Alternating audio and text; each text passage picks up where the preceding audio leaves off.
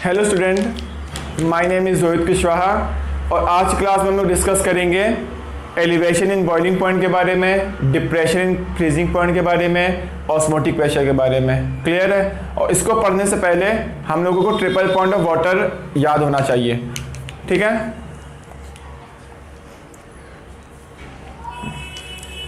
Hello student, my name is Rohit Kushwaha. तो आज की क्लास में हम लोग डिस्कस करेंगे एलिवेशन इन बॉइलिंग पॉइंट के बारे में, डिप्रेशन इन फ्रीजिंग पॉइंट के बारे में एंड ऑस्मोटिक प्रेशर के बारे में। तो इनको पढ़ने से पहले आप लोगों को क्लास 11 में हम लोगों ने एक पढ़ा था, triple point of water discuss किया था। तो उसके बारे में आप लोगों को याद होना चाहिए क्योंकि अब वो यहाँ पर यूज होने वाला है। ठीक है? मैं फिर भी आपको एक बार बता देता हूँ कि ट्रिपल पॉइंट ऑफ वाटर देखो क्या होता है और ग्राफ कैसे बनता है। तो देखो बच्चों, यहाँ पर ये प्रेशर वर्सेस क्या है, टेम्परेचर हो गया। क्लियर है?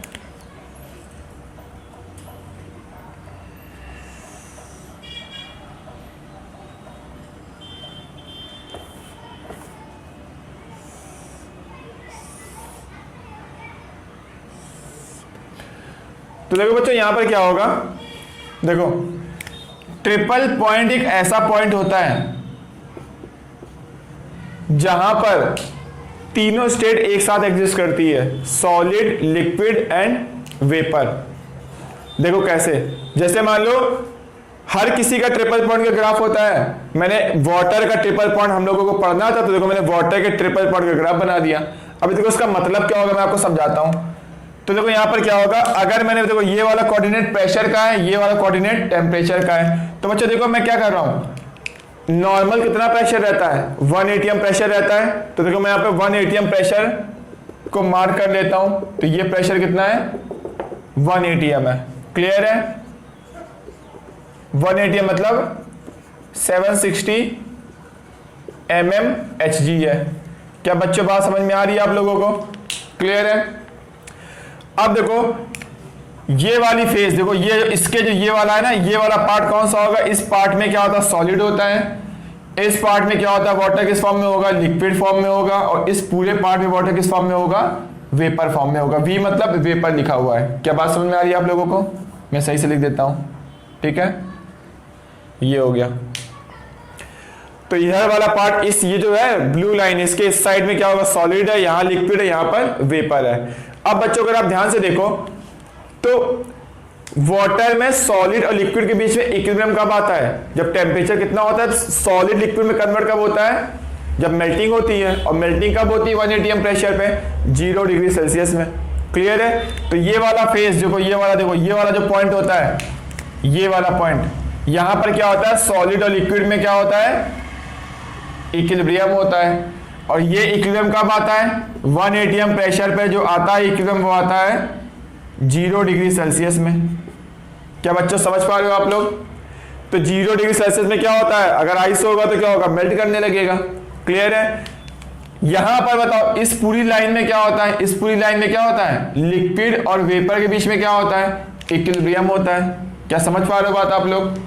यानी बॉइलिंग यहां पर क्या होता है, यहां पर जैसे आप आओगे, यहां पर टेम्परेचर कितना हो जाएगा, 100 डिग्री सेल्सियस हो जाएगा।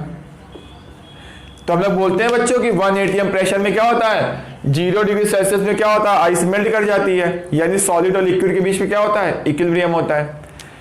और 100 डिग्री सेल्सियस में क्या होता है, वाटर बॉईल करने लगता है। ये भी पढ़ा है हम लोगों ने। बट ये सब कब होता है, जब 1 atm प्रेशर आप लेते हो। तो एटमॉस्फेरिक प्रेशर कितना है, 1 atm है, तब ऐसा हो रहा होता है। क्लियर है? तो यहां पर देखो सॉलिड फॉर्म है, 0 डिग्री से कम अगर टेम्परेचर लोगे तो वाटर सॉलिड फॉर्म में होगा, 0 से 100 लोगे तो लिक्विड फॉर्म में होगा, 100 से ज्यादा लोगे तो वेपर फॉर्म में होगा। ये भी समझ में आ रहा है आप लोगों को? ठीक है? बट वाटर क्या होगा, देखो अब देखो बच्चों, यहां पर जो डिफरेंस है वो कितने का है, 100 डिग्री सेल्सियस का डिफरेंस है कि नहीं है? अब ध्यान से देखना यहां पर देखो, वाटर सॉलिड फॉर्म में कब होता है, जब अगर आपने टेम्परेचर कितना लिया, लेस देन 0 डिग्री सेल्सियस लिया। ठीक है? वाटर लिक्विड फॉर्म में कब होगा, जब टेम्परेचर कितना लोगे आप, 0 से लेके 100 के बीच में लोगे। क्या समझ पा रहे हो आप लोग? और वेपर फॉर्म में कब होगा, जब मैं टेम्परेचर कितना लूंगा, ग्रेटर देन 100 डिग्री सेल्सियस लूंगा। क्लियर है? यानी आप ध्यान से देखो, 0 और 100 के बीच में वो क्या किस फॉर्म में रहेगा? लिक्विड फॉर्म में रहेगा। तो देखो यहां पर देखो, इसमें और इसमें भी जो डिफरेंस कितने का है? 100 का डिफरेंस है। 0 पर क्या था? वो 0 से पहले सॉलिड था और 100 के बाद क्या है? वो वेपर है। तो यहां पर देखो जो लिक्विड फेज में डिफरेंस आ रहा है वो 100 डिग्री का डिफरेंस आ रहा। अब इसी डिफरेंस को हम लोग प्रेशर चेंज करके चेंज कर सकते हैं। हम लोग 1 atm प्रेशर पे देखते हैं तो डिफरेंस कितने का होता है? 100 डिग्री सेल्सियस का होता है। ठीक है, ये ग्राफ बच्चों एक्सपेरिमेंटल ग्राफ है, आप लोगों को याद रखना है। अब देखो जैसे से मैंने क्या किया, प्रेशर में कम करता जा रहा हूं, तो प्रेशर आप कम करोगे तो डिफरेंस क्या होगा? देखो उसके बीच का डिफरेंस भी कम हो रहा है। अगर आप प्रेशर बढ़ाओगे तो इसके बीच का डिफरेंस भी देखो क्या हो रहा है? इंक्रीज कर रहा है। आ रही बात समझ में आप लोगों को? तो मैंने क्या किया, प्रेशर कम करते जाऊंगा, कम करते जाऊंगा, तो ये डिफरेंस क्या होगा? पहले 100 का डिफरेंस था, डिफरेंस भी क्या होगा? धीरे धीरे कम होता जाएगा। तो मैं प्रेशर तब तक कम किया जब तक ये डिफरेंस कम होते होते कितना ना हो जाए? 0 ना हो जाए। तो जैसे डिफरेंस होगा 0 तो वो ये वाला पॉइंट आ जाएगा, और इस पॉइंट को बोलते हैं ट्रिपल पॉइंट। मतलब इस पॉइंट पर वाटर सॉलिड फॉर्म में भी होगा, लिक्विड फॉर्म में भी होगा एंड वेपर फॉर्म में भी होगा। क्या बात समझ में आ रही है आप लोगों को? फिर से समझो। पहली बात तो ये ग्राफ एक्सपेरिमेंटल है, आपको याद रखना है। ठीक है, तो हर किसी सब्सटेंस का ट्रिपल पॉइंट का ग्राफ होता है। तो ये मैंने वाटर का हम लोगों को पढ़ना था, मैंने वाटर का ट्रिपल पॉइंट का ग्राफ बना दिया। क्लियर है? यहां पर डिफरेंस 100 डिग्री सेल्सियस का होता है जब हम लोग 1 atm प्रेशर पे देखते हैं, क्योंकि नॉर्मल प्रेशर कितना है? 1 atm है। तो आपको समझ में नहीं आता कि आपको इस लगता है कि हाँ 0 से कम में आइस है, 0 से 100 के बीच में लिक्विड है और 100 के बाद क्या है? वेपर है।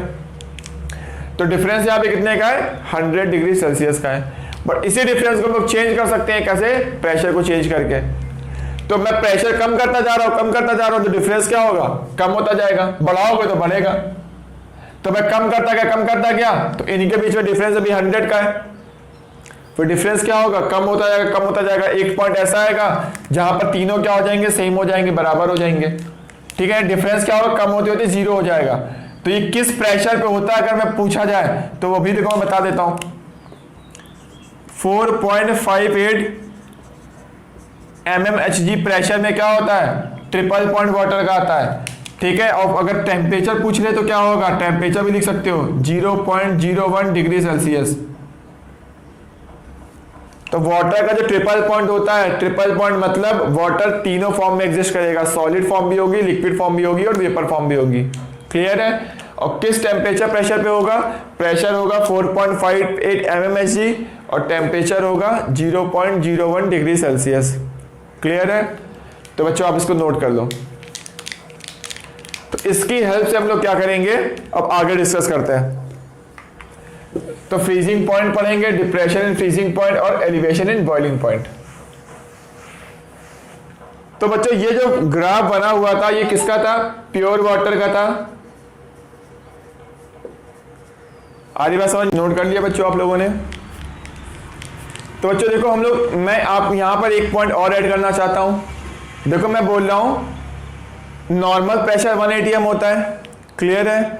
और देखो यहां पर जो वाटर का ट्रिपल बॉन्ड होता है वो 1 atm से नीचे एग्जिस्ट करता है, और 1 atm से नीचे एग्जिस्ट करता है इसलिए यहां पर सॉलिड फॉर्म भी होता है, लिक्विड भी होता है, वेपर भी होता है। यानी वाटर 3 स्टेट में होता है। अगर टेम्परेचर 0 से कम लोगे तो क्या होगा? सॉलिड होगा, आइस होगी। 0 से 100 लोगे तो लिक्विड होगा, उससे ज्यादा लोगे तो वेपर होगा। क्लियर है? तो बच्चों मैं आपको ये बताना चाह रहा हूं यहां पर, जैसे मान लो कोई भी, जैसे ये 1 atm प्रेशर है, ध्यान से देखना। ठीक है, अब देखो हर किसी के ट्रिपल पॉइंट का ग्राफ होता है। तो ये तो मैंने वाटर के लिए बनाया हुआ है। अब जिसका ग्राफ 180, जिसका भी ट्रिपल पॉइंट 1 atm से नीचे आता है, देखो इसका ट्रिपल पॉइंट क्या आ रहा है वाटर का? 1 atm से नीचे आ रहा है। इसका मतलब वो सॉलिड फॉर्म में भी होगा, उसकी लिक्विड फॉर्म भी आएगी और वेपर फॉर्म भी रहेगी। कब रहेगी? जब जिसका ट्रिपल पॉइंट 1 atm से नीचे है। तो अब टेम्परेचर को वेरी करके मैं उसकी स्टेट मतलब ले सकता हूं, पा सकता हूं। तो 0 से कम में सॉलिड, 0 से 100 में लिक्विड, उसके बाद वेपर। क्लियर है? बट कुछ सब्सटेंस ऐसे होते हैं, क्योंकि ये क्या है? ट्रिपल पॉइंट है ना, किसी का ट्रिपल पॉइंट क्या होता है? 1 atm से ऊपर होता है। जैसे मान लो मैंने एक एग्जांपल लिया यहां पर से, 1 atm प्रेशर मैंने मार्क कर लिया। अब मैंने देखा क्या किसी किसी सब्सटेंस का ग्राफ ऐसा होता है, मान लो मैंने उसके ऊपर कर दिया। तो अगर ट्रिपल पॉइंट के ऊपर अगर क्या ट्रिपल पॉइंट अगर किसी भी सब्सटेंस का 1 atm से ऊपर है, इसका मतलब उसमें कौन कौन सी स्टेट होगी, सॉलिड और वेपर, उसमें लिक्विड स्टेट आएगी ही नहीं। बात समझ रहे हो आप मेरी? वाटर के केस में तीनों आता है क्योंकि उसका ट्रिपल पॉइंट 1 atm से नीचे होता है, जबकि कुछ कुछ सब्सटेंस ऐसे होते हैं जिनका ट्रिपल पॉइंट 1 atm से ऊपर होता है।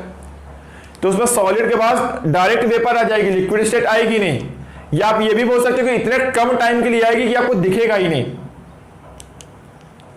क्योंकि इसके सॉलिड के पास इतनी ज्यादा एनर्जी होती है कि डायरेक्ट वो लिक्विड में ना करके डायरेक्ट वेपर में कन्वर्ट कर देता है। जैसे कैम्फर में देखो क्या होता है, सॉलिड से डायरेक्ट कहां चला जाता है, वो वेपर में चला जाता है। नेफ्थलीन क्या होता है, सॉलिड से डायरेक्ट कहां चला जाता है, वेपर में चला जाता है, लिक्विड स्टेट उसकी आती नहीं है। क्लियर है? तो बच्चों समझ पा रहे हो आप लोग ये?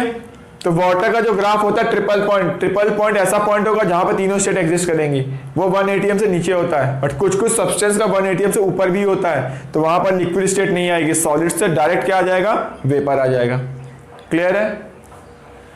वाटर में भी तुम देख सकते हो, वाटर में भी सॉलिड के बाद डायरेक्ट वेपर आ जाएगा। कब आएगा? जब प्रेशर आप क्या करोगे 4.58 mm से अगर कम कर दो, तब देखोगे तो क्या होगा, सॉलिड के डायरेक्ट बाद क्या होगा, वाटर की भी वेपर स्टेट आ जाएगी, लिक्विड स्टेट आएगी ही नहीं। तो इससे आपको समझ में आ रहा होगा कि कोई भी सब्सटेंस सॉलिड से डायरेक्ट कहां चला जाता है, वेपर में चला जाता है, और कोई कोई सॉलिड से कहां जाता है, लिक्विड में जाता है, उसके बाद कहां जाता है, वेपर में जाता है। क्या समझ पा रहे हो बात आप लोग? तो आप लोग इसको नोट कर लो।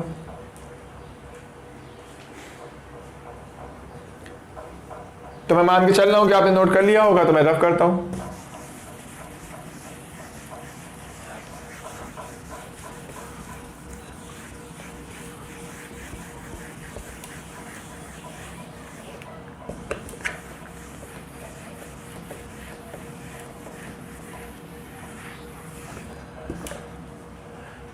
तो बच्चों देखो नेक्स्ट यहां पर, अब देखो इसी ये जो ग्राफ बनाया था मैंने, ये किसका बनाया था, प्योर वाटर का ग्राफ बनाया था। समझ में आ रही बात आप लोगों को?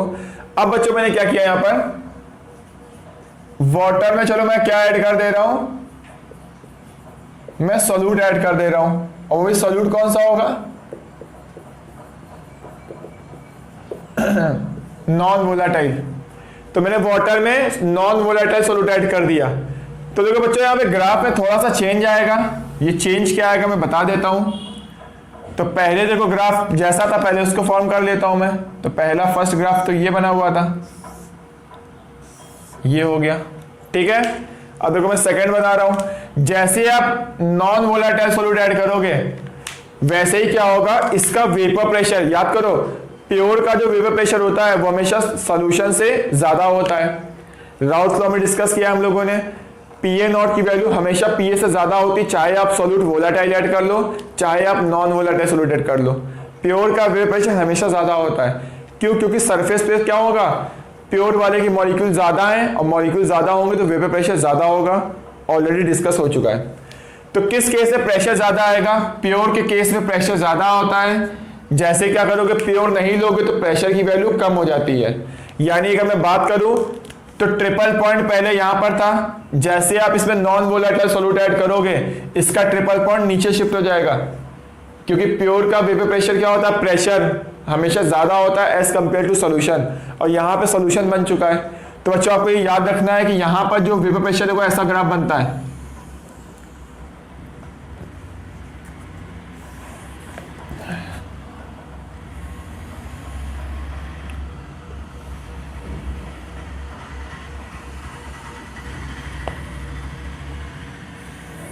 तो देखो यहाँ पर ट्रिपल पॉइंट इसका क्या हो गया, देखो नीचे शिफ्ट हो गया।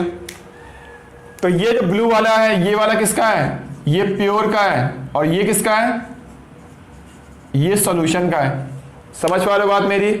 तो ट्रिपल पॉइंट देखो मैं यहां बताना क्या चाहता हूं कि यहां पर देखो वेपर प्रेशर जो होता है प्योर फॉर्म का ज्यादा होता है एज कंपेयर टू सॉल्यूशन। तो देखो यहां पर जो वेपर प्रेशर है, देखो यहां वैल्यू क्या हो चुकी है, डिक्रीज कर चुकी है। वेपर में ज्यादा चेंज आएगा, वेपर यानी मैं बताना यहां पे ये चाहता हूं कि यहां पर डिफरेंस ज्यादा होगा, यहां पर डिफरेंस कम होगा, और यहां पर डिफरेंस और कम होगा।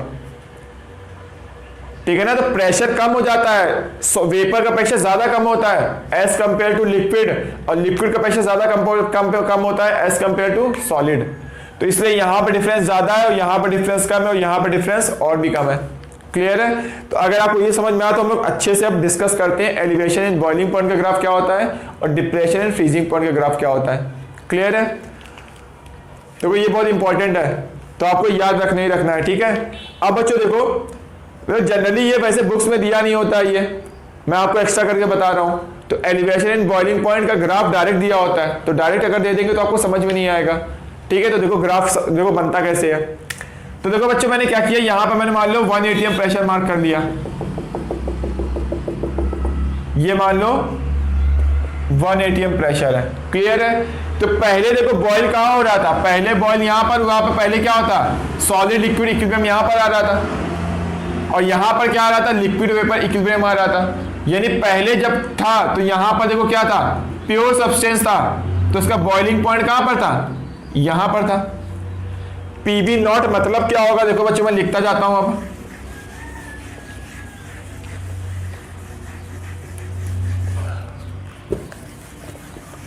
तो बच्चों ध्यान से देखना है यहाँ पर, ठीक है ना, बहुत इंपॉर्टेंट चीज है ये।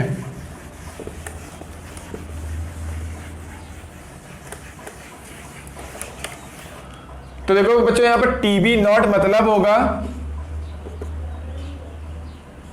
टीबी मतलब क्या हो गया, टीबी मतलब होता है बॉइलिंग पॉइंट, नॉट लग दिया मतलब क्या होगा, प्योर सॉल्वेंट। और यहां पर सॉल्वेंट क्या है, वाटर। तो टीबी नॉट मतलब क्या होगा, बॉइलिंग पॉइंट है किसका है, प्योर सॉल्वेंट का है। प्योर बॉइलिंग पॉइंट क्यों, क्योंकि यहां पर क्या होगा, लिक्विड वेपर इक्विलिब्रियम होगा, जो पहले डिस्कस किया हम लोगों ने, तो बॉइलिंग पॉइंट हो जाएगा प्योर का। अब जैसे ही आपने इसमें क्या कर दिया, सोल्यूट ऐड कर दिया, सोल्यूट ऐड करोगे वो भी कौन सा, नॉन वोलेटाइल। वैसे देखो बॉइलिंग पॉइंट अब ये आ चुका है, क्योंकि यहां पर तुम ब्लैक वाला देखो, ब्लू वाला थोड़ी देर के लिए भूल जाओ। तो जैसे आप ब्लू वाला भूल जाओगे, देखो यहां पर ध्यान से देखना, तो जैसे आप ब्लैक ब्लैक देखोगे तो ब्लैक में आपको क्या दिख रहा है, इस साइड में सॉलिड है, इस वाले पार्ट में लिक्विड है, और उसके पार्ट क्या है, वेपर है। तो लिक्विड वेपर इक्विलिब्रियम कहां पर है, इस वाले पॉइंट पर है, और ये वाला देखो कहां है, ये वाला ध्यान से देखो, ये टेम्परेचर को मैंने मार्क कर दिया, क्या हो जाएगा, टीबी हो जाएगा। तो हम लोग टीबी को क्या बोलते हैं,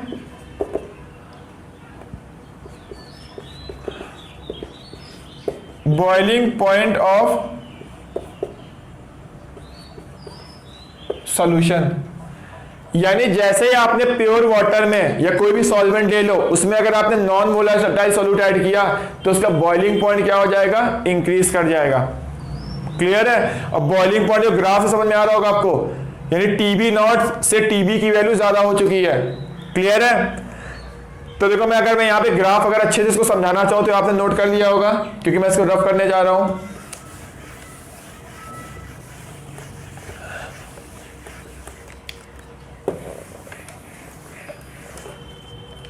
तो मैं सेकंड यहां पे पढ़ा देता हूं आपको,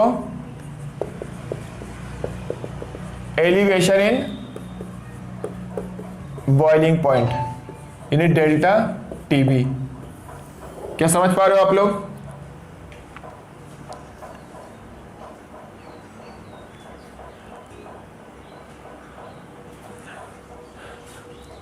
तो देखो बच्चों मैं लिख रहा हूं यहां पर, एलिवेशन इन बॉइलिंग पॉइंट मतलब जैसे आपने नॉन वोलेटाइल सॉल्यूट ऐड किया तो बॉइलिंग पॉइंट इंक्रीज कर गया। ठीक है। तो डेल्टा टीबी मतलब एलिवेशन मतलब इंक्रीज कर गया, कितना इंक्रीज कर गया, अभी कितना हो गया, टीबी हो गया है, और पहले कितना था, टीबी नॉट था। इसी का अगर आपसे ग्राफ पूछा जाए तो ग्राफ देखो बच्चों कैसे होगा, मैं ग्राफ भी यहां बना सकता हूं, आपको ग्राफ ऐसा करके दिया होगा, प्रेशर वर्सेस टेम्परेचर, या फिर हो सकता है वेपर प्रेशर लिखा हो।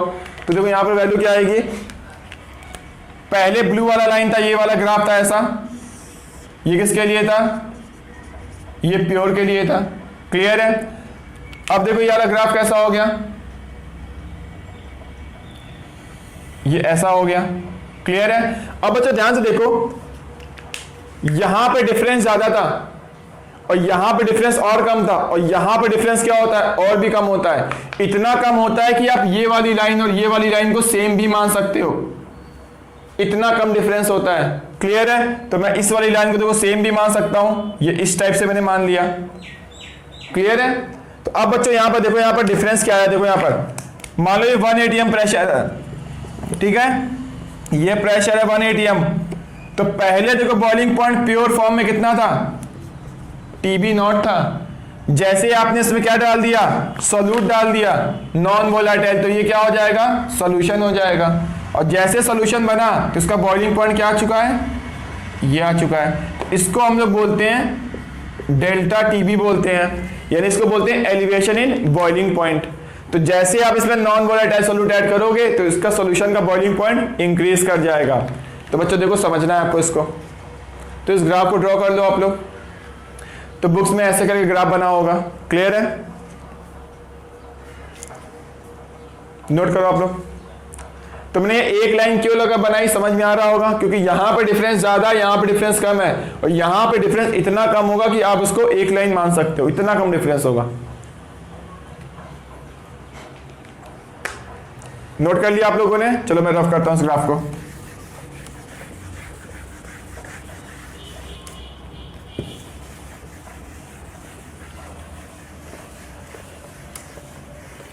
देखो बच्चों यहां पर क्या होगा, डेल्टा TB इक्वल टू, निकाला भी हम लोगों ने, TB माइनस क्या होगा, TB नॉट होगा।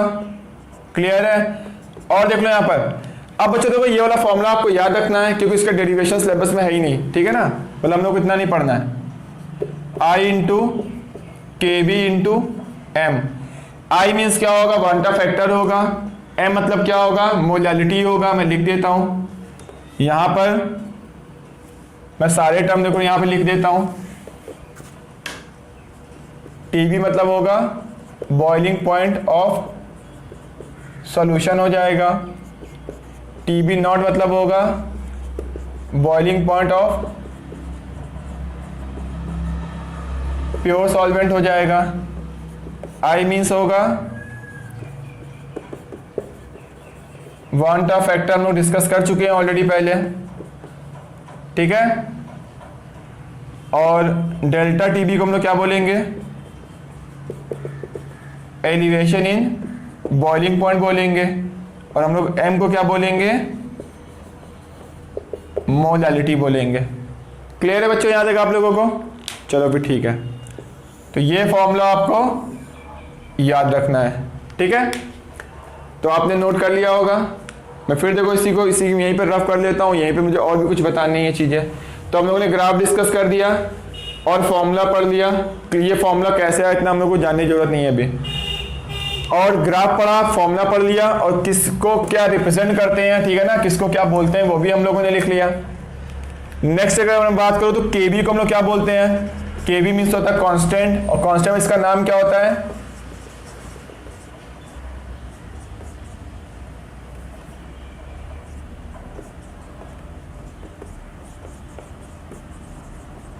तो एब्लियोस्कोपिक कांस्टेंट बोलते हैं। बच्चों स्पेलिंग हो सकता है थोड़ी गलत लिखी हो, स्पेलिंग में ध्यान ना देना, ठीक है ना। तो अगर हो गलत तो करेक्शन कर लेना। तो डेल्टा TB इक्वल टू ये लिखा हुआ है, इक्वल टू ये लिखा हुआ है। अब बच्चों देखो यहाँ पर एक कभी कभी आपसे ये पूछा जाएगा कि बच्चों बता KB तो चलो कांस्टेंट है, कितना होता है, तो आपको याद रखना है कितना होता है, 0.52 केल्विन kg पर मोल, किसके लिए, फॉर वाटर। तो KB जो होता है वो कांस्टेंट होता है, किस पे डिपेंड करता है, ये डिपेंड किस पे करता है, अगर मैं पूछूं क्या होगा, किस पे करेगा, सॉल्वेंट पे डिपेंड करेगा। आ रही बात समझ में? तो KB क्या होता है, एब्लियोस्कोपिक कांस्टेंट बोलते हैं, और ये सॉल्वेंट पर डिपेंड करता है। क्लियर है? अब KB की वैल्यू, वाटर तो यूनिवर्सल कांस्टेंट होता है, गैस कांस्टेंट, ठीक है, सर यूनिवर्सल क्या होता है, सॉल्वेंट होता है, इसलिए KB की वैल्यू आपको हर हमेशा क्वेश्चन में दी होगी, बट कभी कभी वाटर के केस में नहीं भी दी हो सकती है, तो आपको याद रखना है। तो KB की वैल्यू ये होती है, अदरवाइज ये KB की वैल्यू भी क्वेश्चन में दिया होगा, बट वाटर के लिए कभी कभी होता है कि क्वेश्चन में ना दिया हो, तो आपको याद रखना ही रखना है, उसमें कोई वो नहीं है, ठीक है ना, बहाने नहीं है। तो लिख लिया हम लोगों ने ये, चलो फिर ठीक है। या फिर अगर मैं पूछूं तो KB को कैलकुलेट करने कोई फॉर्मूला होता है, हाँ होता है, फॉर्मूला भी चलो हम लोग लिख सकते हैं। तो KB इक्वल टू क्या होता है, R हो गया, R मतलब यूनिवर्सल गैस कांस्टेंट का जो R है, PV इक्वल टू nRT वाला, इंटू क्या होगा, टी नॉट बी का स्क्वायर इंटू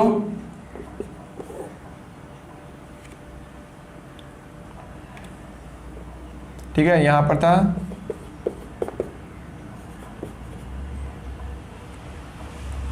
एक सेकेंड,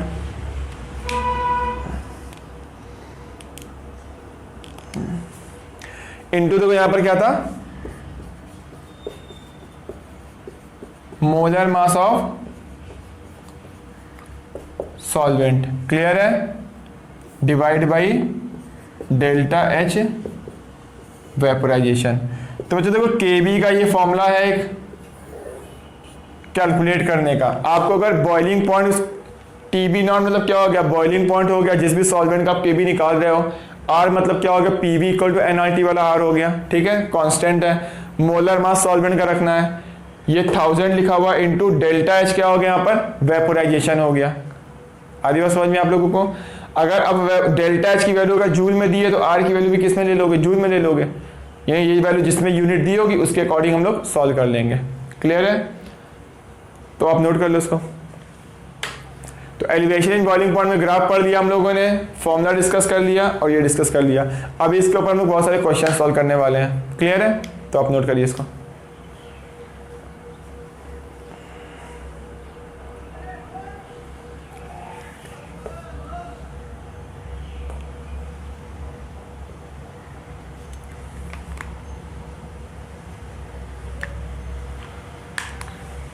नोट हो गया, चलो फिर ठीक है, मैं देखो इसी को आगे डिस्कस करता हूं।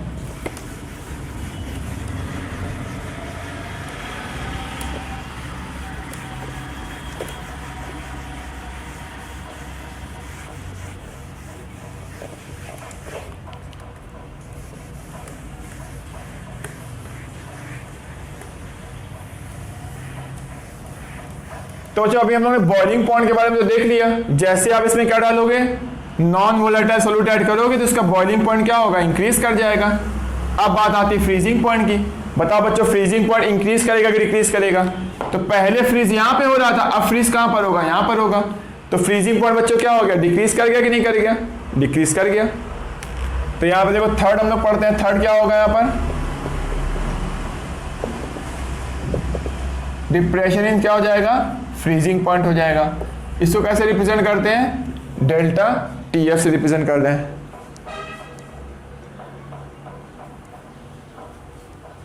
आ रही बच्चों बात समझ में आप लोगों को। तो देखो बच्चों इसको हम लोग टर्म देखो, पहले फ्रीज कहां पे हो रहा था। अब देखो बच्चों अगर मैं इसी ग्राफ को देखो और थोड़ा सही से बनाना चाहूं तो देखो आपको ऐसा दिखेगा। तो पहले देखो ब्लू वाली लाइन में प्योर का ग्राफ बनाता हूं, प्योर का ग्राफ ऐसा था।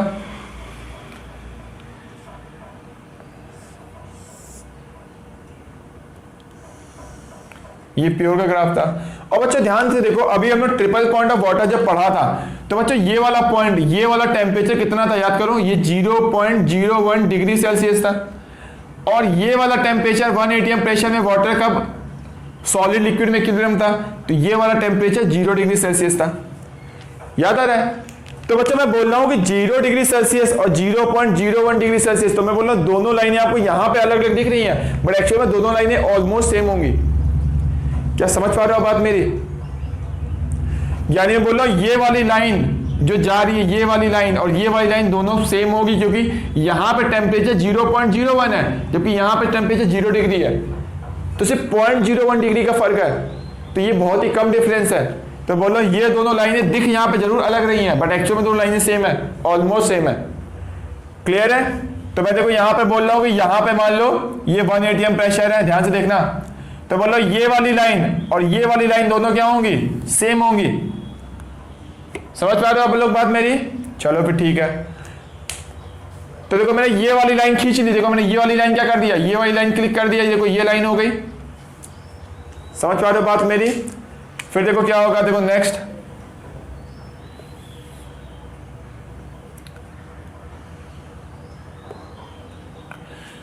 तो आप ये वाला पॉइंट लो, ठीक है, और ये वाली लाइन लो, दोनों मतलब क्या होगा, यही होगा, सेम लाइन होगी। अब देखो सेकंड वाले का मैं बनाता हूं, जब वो क्या था तुम्हारा,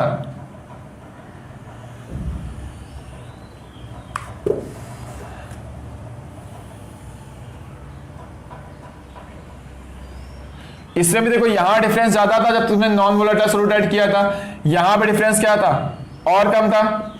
क्लियर है? और यहां पे डिफरेंस तो बिल्कुल ही कम था, इतना कम था कि आप मान सकते हो कि सिमिलर लाइन थी। ये भी डिस्कस किया अभी हम लोगों ने। ठीक है, तो अब देखो बच्चों यहाँ पे क्या होगा, ये वाली लाइन और देखो बच्चों ये वाली लाइन भी सेम होती है, तो आप इसको ऐसे बना सकते हो। यानी मैं इसको अगर रफ करना चाहूं, इस वाले पॉइंट को देखो, इस पॉइंट को अगर मैं रफ करना चाहूं तो ये ग्राफ देखो कैसे बन जाएगा, ध्यान से देखना बच्चों, ये ग्राफ ऐसा बन जाएगा। यानी ये वाला पॉइंट देखो ध्यान से, इसको बोलते हैं क्या होगा, ये पहले प्योर का फ्रीजिंग पॉइंट ये था, कैसे था ध्यान से देखो, पहले ये फ्रीजिंग पॉइंट था, ठीक है ना, और ये वाला था 0 डिग्री सेल्सियस और ये था 0.01, तो बोलो ये वाला पॉइंट और ये टेम्परेचर ऑलमोस्ट सेम है। देखो नीचे आके देखो यहां पर, यानी इस वाले पॉइंट ये क्या था तुम्हारा TF नॉट था, तो मैं बोल सकता हूं इसको मैं क्या कर सकता हूं, इसको भी TF नॉट मान सकता हूं। मैं दोनों लाइनों को बोल रहा हूं सेम है। क्या बच्चों बात समझ पा रहे हो आप लोग? थोड़ा यहां पर ज्यादा वो सब हो गया, ठीक है ना, तो समझ लेना, ठीक है। अगर फिर भी समझ में ना आए तो प्लीज कमेंट करके पूछ लेना। तो मैं देखो फिर से एक्सप्लेन कर रहा हूं कि ये वाला पॉइंट का टेम्परेचर, इस पॉइंट का टेम्परेचर तुम नीचे देखोगे तो ज्यादा डिफरेंस नहीं होगा, ज्यादा डिफरेंस नहीं होगा, मतलब ऑलमोस्ट सेम टेम्परेचर है, तो इसको मैं TF नॉट बोल सकता हूं। ठीक है, तो ये वाला हो गया TF नॉट, ठीक है, और ये वाला पॉइंट और ये वाला पॉइंट भी सेम होगा, तो जैसे आप इसको नीचे देखोगे तो क्या हो जाएगा, ये वाला जो पॉइंट आएगा इस वाले का, सॉल्यूशन वाले का, तो वो क्या आएगा, TF आएगा। यानी यहां पे जो डिफरेंस आया उसको हम लोग क्या बोलते हैं, डेल्टा TF बोलते हैं। क्या समझ पा रहे हो बात मेरी? और डेल्टा TF मतलब फ्रीजिंग पॉइंट क्या हो गया तुम्हारा, देखो डिक्रीज का प्योर का फ्रीजिंग पॉइंट ज्यादा था और सॉल्यूशन का फ्रीजिंग पॉइंट कम हो चुका है। आधी बात समझो मेरी? तो मैं इसको रफ करता हूं, तो आपने नोट कर लिया होगा इसको। तो ग्राफ आप लोगों ने बना लिया। तो अब देखो बच्चों यहाँ पे क्या करना है, तो डेल्टा TF मतलब फ्रीजिंग पॉइंट डिक्रीज कर गया, कितना था, पहले था TF नॉट, क्योंकि ये वाली वैल्यू ज्यादा होगी, ये वाली वैल्यू कम होगी, तो डिफरेंस ऐसे निकालते हैं, ज्यादा से कम माइनस करते हैं। ठीक है, अब देखो इसको हम लोग क्या बोलेंगे, freezing point of pure solvent, और यहां पे सॉल्वेंट वाटर लिया हम लोगों ने, इसको क्या बोलोगे, फ्रीजिंग पॉइंट ऑफ सॉल्यूशन हो जाएगा, और इसको हम लोग क्या बोलेंगे, डिप्रेशन इन फ्रीजिंग पॉइंट। क्या बच्चों समझ पा रहे हो आप लोग मेरी बात? क्लियर है? तो इसका देखो हम लोग ये डिस्कस कर लिया। अब इसको इसका फॉर्मूला क्या होगा, इसको आपको फॉर्मूला का डेरिवेशन भी नहीं याद रखना है, ठीक है ना। तो आपको ये देखो I इंटू वहां पर KB था, यहाँ पे क्या हो जाएगा, KF हो जाएगा। तो डेल्टा TF इक्वल टू होता है TF not minus TF equal to, मैं इसको रफ कर रहा हूँ इस वाले पार्ट को, I into KF into M हो चुका है, ठीक है। तो ये फॉर्मूला हो गया। अब I मतलब फिर वांटा फैक्टर है, M मतलब मोलालिटी है, KF मतलब क्या होगा, KF को हम लोग बोलते हैं क्रायोस्कोपिक कांस्टेंट बोलते हैं। ये भी किस पे डिपेंड करता है, सॉल्वेंट पे डिपेंड करता है, ठीक है। तो ये सॉल्वेंट पे डिपेंड करता है। मैं पूछूं बताओ KF की वैल्यू वाटर के लिए कितनी होगी, अदर सॉल्वेंट के लिए हमेशा क्वेश्चन में दिया होगा, बट वाटर के लिए मैं पूछूं तो कितना होगा, 1.86 इंटू 10 क्या होगा, केल्विन kg पर मोल। क्लियर है? या फिर KF की वैल्यू बताओ ये कैलकुलेट हुई कैसे, तब भी हम लोग बता सकते हैं। KF इक्वल टू क्या होगा, R इंटू T0F जो है उसका स्क्वायर हो जाएगा into molar mass of solvent divide by 1000 into delta H। KF की बात हो रही है यहाँ पर, तो यहाँ पर डेल्टा H क्या आ जाएगा, फ्यूजन आ जाएगा। फ्रीजिंग पॉइंट की बात हो रही थी, यहाँ फ्यूजन लिखेंगे, और वहां पर बात हो रही थी बॉइलिंग पॉइंट की, तो हम लोग ने वेपोराइजेशन लिखा था। क्लियर है? तो आप लोगों को फॉर्मूला याद करना है। अभी देखो हम लोग इस फॉर्मूले से बहुत सारे क्वेश्चन सॉल्व करने वाले हैं। अगर आपको अभी भी ये वीडियो में कोई डाउट लग रहा है तो प्लीज आप कमेंट करके पूछ लेना, ठीक है। तो हम लोग ने यहाँ पर डिटेल में समझा कि ग्राफ में एक्चुअल में चेंज क्या आ रहा है। तो बॉइलिंग पॉइंट देखो उसका बढ़ गया और फ्रीजिंग पॉइंट क्या हो गया, कम हो गया। बुक्स में डायरेक्ट ग्राफ दिया होता है, क्योंकि हम लोगों को सिर्फ एलिवेशन इन बॉइलिंग पॉइंट में सिर्फ इस वाले पार्ट से मतलब है, तो ये वाला पार्ट को मैंने रफ कर दिया, इस वाले पार्ट को मैंने रफ ही कर दिया, तो सिर्फ इतना पार्ट को ग्राफ में दिखा दिया। ठीक है, डिप्रेशन इन फ्रीजिंग पॉइंट में सिर्फ इस पॉइंट से मतलब होता है, तो मैंने इस पार्ट को से मतलब, बट मैं फिर भी बना दिया। ये पॉइंट सेम होगा, तो इस पॉइंट को लेना था तो मैंने इसी पॉइंट को ले लिया नीचे। यहां पर देखो ये पॉइंट और ये पॉइंट भी ऑलमोस्ट सेम होगा, तो मैंने ये पॉइंट ना लेके मैंने इसी पॉइंट को नीचे ले लिया, तो मैंने इसी को यहां दिखा के बता दिया। आ रही बात समझ में आप लोगों को? तो नोट कर लीजिए, और प्लीज नोट्स को रिवाइज जरूर करते रहिए। ठीक है ना, मैं आपको लास्ट में भी आपको कुछ क्वेश्चंस दूंगा। अभी मैंने डीपीपीस दी आप लोगों को, अगर आपको मिल गई तो अच्छी बात है, नहीं मिली तो डिस्क्रिप्शन में देख लेना, आपको डीपीपी मिल जाएगी। ठीक है, मैं आपको आगे और भी सारे क्वेश्चंस देने वाला हूँ, और हो सकेगा तो मैं आपको नोट्स भी दे दूंगा, बट आप खुद से नोट्स बनाइएगा, खुद के बने हुए नोट्स ज़्यादा अच्छे होते हैं। ठीक है ना, और नोट्स को डेली का डेली रिवाइज करते रहिए, क्योंकि रिवीजन बहुत ही ज़्यादा इंपॉर्टेंट होता है। तो बच्चों, जितनी भी अभी तक हम लोगों ने थ्योरी पढ़ी हुई है उसके ऊपर देखो हम लोग 2 अच्छे क्वेश्चंस कर लेते हैं, आगे और भी क्वेश्चन मैं डिस्कस करूंगा। तो देखो जैसे लिखा हुआ है, calculate boiling point of solution, यानी टीबी की वैल्यू कैलकुलेट करनी है आपको। तो कैप कैलकुलेट करनी है जब 90 ग्राम ग्लूकोज को डाला गया है 200 ग्राम वाटर में। क्लियर है? तो देखो बच्चों, हम लोग कैसे कैलकुलेट करेंगे इसको। तो जैसा कि हम लोगों ने पढ़ा हुआ है अभी, जैसे बॉइलिंग क्या होगा, नॉन वोलेटाइल सॉल्यूट ऐड करोगे वाटर में, उसका बॉइलिंग पॉइंट क्या होगा, इंक्रीज कर जाएगा। तो एलिवेशन इन बॉइलिंग पॉइंट का फॉर्मूला पढ़ा था हम लोगों ने, क्या था, TB minus TB not equal to I into KB into M हो जाएगा। क्लियर है? अब TB की देखो वैल्यू क्या होगी, TB क्या होगा, बॉइलिंग पॉइंट ऑफ सोल्यूशन आपको कैलकुलेट करना है, मतलब TB की वैल्यू आपको कैलकुलेट करनी है। TB नॉट मतलब प्योर का बॉइलिंग पॉइंट होता है, और वाटर के प्योर का बॉइलिंग पॉइंट कितना होता है, 100 डिग्री सेल्सियस होता है। क्लियर है? आप इसको केल्विन में रख दो, केल्विन में कितना आएगा, चलो मैं यहाँ पर लिख देता हूँ इन्फॉर्मेशन। तो आपको TB यहाँ पर कैलकुलेट करना है। क्लियर है? TB नॉट कितना दिया हुआ है, 100 डिग्री सेल्सियस है, यानी 373 केल्विन हो जाएगा। क्लियर है? KB कांस्टेंट होता है, जो कि मैंने बोला था याद करना है वाटर के लिए आपको, 0.52 केल्विन kg पर मोल हो जाएगा।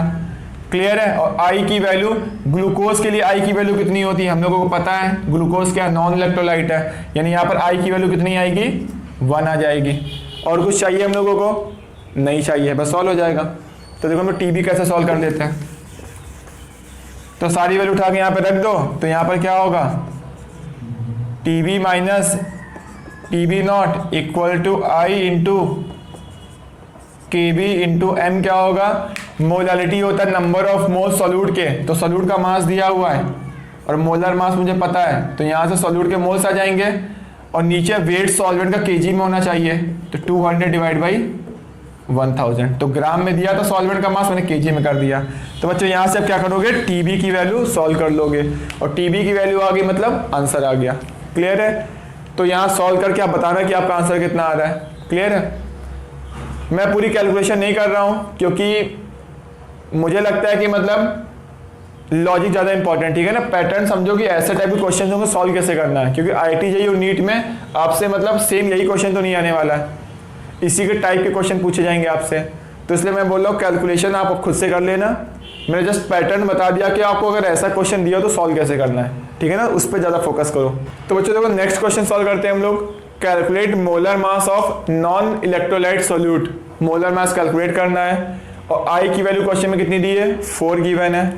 तो मैं लिख लेता हूँ पहले कि गिवन क्या क्या है। ठीक है ना, तो यहाँ पर I की वैल्यू गिवन है, I इक्वल टू 4 गिवन है। चलो ठीक है, 20 ग्राम दिया हुआ है सॉल्यूट का मास, इतने ग्राम दिया है सॉल्वेंट का मास, और सॉल्वेंट क्या है, वाटर है, और बॉइलिंग पॉइंट गिवन है। तो बॉइलिंग पॉइंट गिवन है, तो TB, अब बॉइलिंग पॉइंट किसका गिवन है, सोल्यूशन का। तो यहाँ पे देखो बॉइलिंग पॉइंट सोल्यूशन कैलकुलेट करना था, यहाँ पे उसने कैलकुलेट करने के लिए नहीं बोला, उसने क्वेश्चन में दे ही दिया है, तो लिख लेते हैं 105.2 डिग्री सेल्सियस। और TB नॉट मुझे पता ही होता है, वाटर का जब प्योर का बॉइलिंग पॉइंट कितना होता है, 100 डिग्री सेल्सियस होता है। क्लियर है?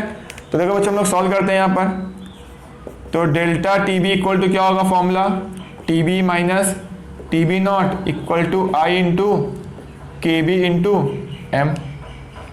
अब देखो बच्चों, T B minus T B not के बीच का डिफरेंस कितना आ रहा है, 5.2 डिग्री सेल्सियस आ रहा है। चाहे आप डिग्री सेल्सियस में लो चाहे केल्विन में, डिफरेंस में कोई चेंज नहीं आएगा। तो यहाँ डिफरेंस बच्चों देखो कितने का है, 5.2 का है। जबकि मैं चलो केल्विन में भी कन्वर्ट करके दिखा देता हूँ आपको, तो आएगा 378.2 केल्विन और ये आएगा 373 केल्विन। तो बच्चों यहाँ पे भी डिफरेंस देख लो, कितने का डिफरेंस है, 5.2 का है। तो चाहे डिफरेंस आप डिग्री सेल्सियस में लो चाहे केल्विन में लो, डिफरेंस में चेंज नहीं आएगा। तो यहाँ पे डिफरेंस कितने का आ गया, ये 5.2 का आ गया। आई की वैल्यू कितनी दी है क्वेश्चन में, 4। के भी कितना होता है, याद करना है, हम लोगों ने बोला था याद करके रखना है आपको, बट क्वेश्चन में भी मैक्सिमम टाइम दिया होता है, बट आपको याद रहेगा ज़्यादा अच्छा रहेगा। मोलैलिटी क्या होगी, सॉल्यूट के मोल्स होते हैं, ठीक है ना। मोल्स कैसे होंगे, सॉल्यूट का मास देखो दिया हुआ है, डिवाइड बाई मोलर मास, तो मोल आ गया, क्लियर है। और वेट सॉल्वेंट का केजी में होना चाहिए और सॉल्वेंट का वेट देखो ग्राम में दिया हुआ है, तो 500 डिवाइड बाई 1000। क्या बच्चों आ रही बात समझ में आप लोगों को? बस आपको इस इक्वेशन को सॉल्व करना है, सीधे आपका क्या आ जाएगा, आंसर आ जाएगा। यानी यहाँ से m की वैल्यू सॉल्व हो जाएगी, क्लियर है। और सॉल्व करके आप बताना कि आपकी m की वैल्यू कितनी आ रही है। और अगर आपको अभी भी कोई डाउट लग रहा है तो प्लीज़ कमेंट करके पूछ लेना, ठीक है। हम लोग चलो बच्चों और भी क्वेश्चन सॉल्व करते हैं, पहले आप इसको नोट कर लो। तो अब यार लॉजिक समझो, ठीक है ना। तो मैं आंसर में इतना फोकस नहीं करूँगी, कैलकुलेशन है वो आप कर सकते हो, ठीक है। कैलकुलेट करना सबको आता है और थोड़ी कैलकुलेशन अपनी फास्ट करो। तो क्वेश्चन जब भी IIT और नीट में आता है तो कैलकुलेशन हमेशा ऐसी दी जाएगी, जो आपसे 1 मिनट से कम में क्वेश्चन सॉल्व करना होता है तो कैलकुलेशन ही बहुत आसानी से सॉल्व हो जाएगी। यानी सब कटपीट ही आता है। जैसे यहाँ पर देखो, इससे कैंसिल करोगे तो क्या होगा, 10 टाइम्स चला जाएगा, इसको कैंसिल करोगे 2 टाइम्स चला जाएगा। तो इसको भी सॉल्व करना बहुत ही आसान है, ठीक है ना। तो नोट करिए आप।